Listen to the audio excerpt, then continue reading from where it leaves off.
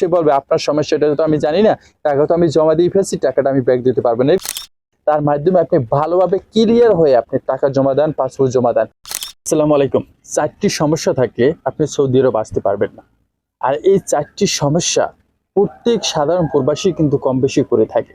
অনেকেই জানে না যে সমস্যাগুলো আমি করে ফেলছি, কিন্তু আমি এম্বাসিতে টাকা জমা দিয়েছি বা আপনার পাসপোর্ট জমা দিয়েছি, কিনা আমি যাওয়ার জন্য চেষ্টা করেছি, আমার সময়টা লস করতেছি এখানে। অনেকেই কিন্তু জানে না কোন 4টি সমস্যা, সেটা আপনার অবশ্যই জানা দরকার যদি আপনি সৌদি আসতে চান বা আপনি সৌদিতে কিছু করবেন ভাবছেন। কারণ বর্তমানে আইন শৃঙ্খলা খুবই কিন্তু জটিল হতে যাচ্ছে আস্তে আস্তে সৌদি আরবের। হ্যাঁ, কোন 4টি সমস্যা আমি 1 থেকে 4 পর্যন্ত বলবো। আর 4 নম্বর সমস্যাটা মোস্ট ইম্পর্টেন্ট।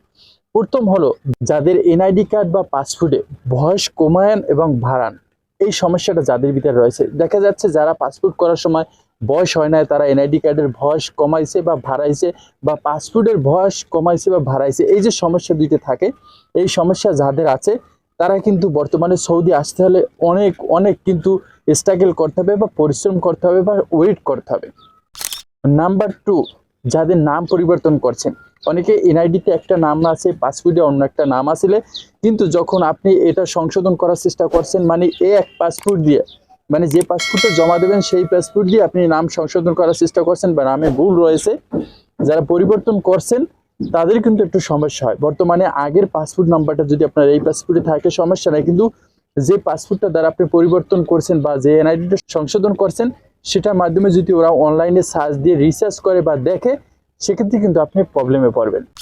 নাম্বার 3, আপনি যদি আনফিট হন, আপনি আমার কথাটা স্পষ্ট বোঝেন, যদি আপনি আগে আনফিট হয়ে থাকেন, পরবর্তীতে সেটা সংশোধন করছেন, কিন্তু সেটা অনলাইনে রয়ে গেছে আপনার আনফিট ডকুমেন্টারি, যেরকমের আপনি মেডিকেল আনফিট হতে পারেন বা যে কোনো কারণে, যে কোনো পলিসি বা যে কোনো সাইটের কারণে আপনি আনফিট হয়েছেন, একবার যাওয়ার চেষ্টা করছেন, সেখানে আনফিট হয়েছেন, সেটা অনলাইন হয়ে গেছিল, সেই অবস্থায় অনেক দিন হয়ে যাওয়ার পর, মানে 1 বছর 2 বছর হয়ে গেছে, কিন্তু আপনি আবার আবেদন করছেন, বাট কিন্তু সেটা অনলাইনেই আছে, সেক্ষেত্রে কিন্তু আপনি ঝামেলায় পড়বেন। কারণ বর্তমানে সবকিছু কিন্তু ওরা আবার নতুনভাবে চেক করছে, অনেক সিকিউরিটি ভাবে কিন্তু প্রত্যেকটা লোককে আনার চেষ্টা করছে। যদি সেই সমস্যাগুলো ধরা পড়ে, সেক্ষেত্রে কিন্তু আপনি আসতে পারবেন না, অনেক স্ট্রাগল করতে হবে, অনেক সময় আপনার এখানে চলে যাবে। একটু ট্রাই করবেন। নাম্বার 4, যেটা সেটা মোস্ট ইম্পর্টেন্ট।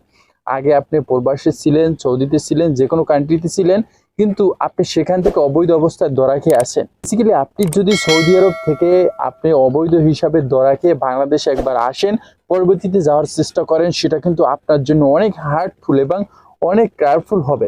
এই সমস্যাটা কিন্তু সৌদির বর্তমানে এম্বাসিগুলো বেশি ধরতেছে, যে যারা অবৈধ ছিল এরা একবার ভুল করছে। অনেকে কিন্তু ইতিমধ্যে কিন্তু গেছে, যারা একবার আনফিট হয়েছিল বা অনেকে এই আগে ছিল ধরা খেয়ে বর্তমানে বাংলাদেশে আসছে, কিন্তু তারপরও তারা চেষ্টা করে কিন্তু ঢুকতে পারছে। কিন্তু বর্তমানে কিন্তু অনেক হার্ড চলতেছে, একটু বি কেয়ারফুল থাকবেন।